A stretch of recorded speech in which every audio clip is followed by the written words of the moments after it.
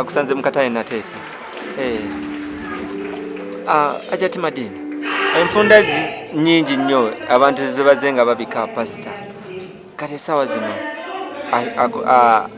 asize omukagwe ogusembayo bwe tuba nga twogera gw'omu ku bantu be yatikako ettaffaali ku bulamu bwo kiki kyoyinza okugamba abalabi b'okumativi bonna bakwetodde essaawa zino?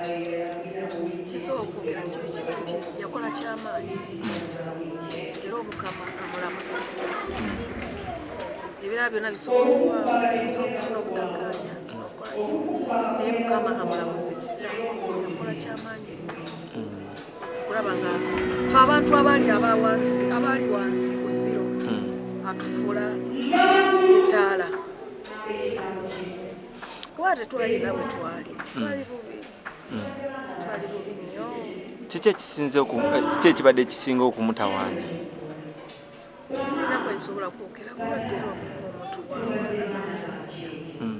Biki byosobola okugamba abantu byosinga okujjukira ku pasita? Nsobola okugamba abantu bensobola okujjukira ku pasita nti pasita yali ayagala nnyo omuntu okubeera ng'oli siriyasi ku mulimu. Kati bw'aba nga yali ayagala nnyo obeere siriyasi ne ku kyokola tosobola kuba nga gwe tonywezezza kyaba akugambye kukola. Olina okukola ekituufu ekyo kyennyini kyaba akugambye. Bakugamba okuyimba oba olina kuyimba tolina kwekoza ng'awo n'empi zivaayo n'okukuba nga mpaka ng'oggyeyo ye kyawulira kyayagala. Wamulambulako ko mu ddwaliro? Waliyo obukumi bungi nnyo nga sisobola kutuukayo. Ati muli owulira otya ssaawa zino? Kyewuunyisa ate nga kituufu wabula nga ffe abakkiriza tulina kukkiririza mu Katonda ne tumanya nti yagaba era yajjamu. Mu ssaawa ezitali zaawala nnyo emabega Pasita Male yavuddeyo n'awandiika ekiwandiiko n'agamba nti ensi tefiiriddwa okuviirwako kwa Pasita Yiga. Ensonga eyo gyogerako ki okuba nga Pasita balwanagana we batyo? Omukama abasaasire kyesobola okwogera Mukama abasaasire. Nze sirina kujajinga gwesobola kujajinga muntu yenna okuggyako okuba nti nsaba busabi Mukama amusaasire.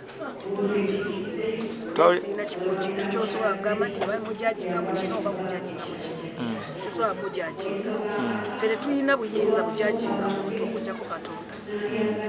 Twawulidde ebigambo ebiyitiŋŋana naddala ku bantu abamubaddeko nga tanaba kussa mukagwe ogw'enkomerero nti pasita afudde munyiivu naddala eri abantu be yakwatako ku mukono. Era twenenya mu maaso ge nti atusonyiwe atusaasire. Tweyanzize.